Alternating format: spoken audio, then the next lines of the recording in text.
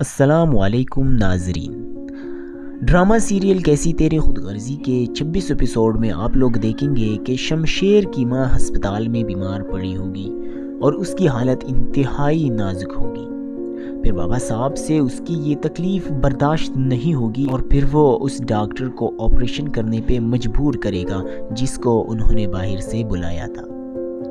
پھر آگے آپ لوگ دیکھیں گے کہ شمشیر کی ماں کو ڈاکٹرز آپریشن تھیٹر میں لے کے جاتے ہیں اور وہاں شمشیر اور مہک نکاح پہ جانے کے لیے تیار ہو رہے ہوتے ہیں۔ اب آپ لوگ دیکھیں گے کہ شمشیر اور مہک کے درمیان کافی ساری چیزیں کلیئر ہو چکی ہوگی اور وہ ایک دوسرے سے محبت کرنے لگیں گے۔ تو جب وہ دونوں نکاح کے تقریب پر چلے جاتے ہیں تو یہاں پر ہسپتال میں ڈاکٹرز بابا صاحب کے پاس آتے ہیں اور اسے کہتے ہیں کہ ہم نے اسے بچانے کی بہت کوشش کی لیکن ہم اسے بچا نہیں پائے اور شمشیر کی ماں اس فانی دنیا سے چلی جاتی ہے۔ بابا صاحب اور دارا کو بہت بڑا صدمہ لگتا ہے۔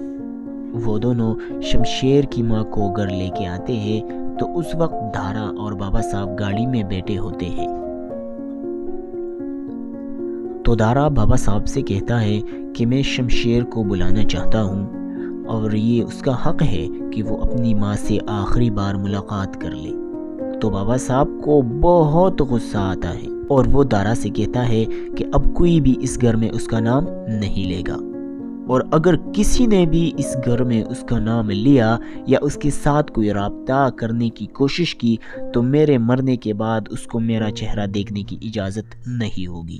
پھر بھی بابا صاحب کو کنونس کرنے کی کوشش کرتا ہے لیکن بابا صاحب کسی بھی قیمت پر مان لینے کے لیے تیار نہیں ہوتا اور اس وجہ سے تیار نہیں ہوتا کہ اب شمشیر کو اس کی ماں کی موت کا ذمہ دار سمجھتا ہے اور پھر دارا بھی چپ ہو جاتا ہے۔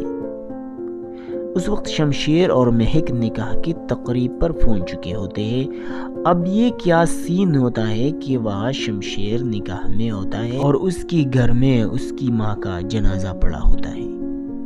اب شمشیر کے ساتھ بہت زیادتیاں ہونے والی ہیں۔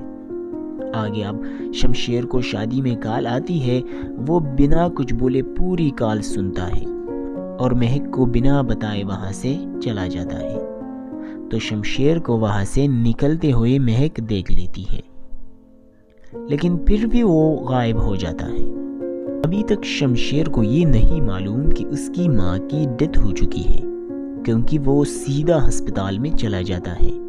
وہاں پر وہ اپنے ماں کے بارے میں پوچھتا ہے تو اس کو پتہ چلتا ہے کہ اس کی ماں کی ڈیتھ ہو چکی ہے اور یہ بات اسے ایک نرس ہی بتاتی ہے۔ اب وہاں مہک شمشیر کو کال پہ کال کر رہی ہوتی ہے لیکن شمشیر سے اس کی بات نہیں ہو پاتی۔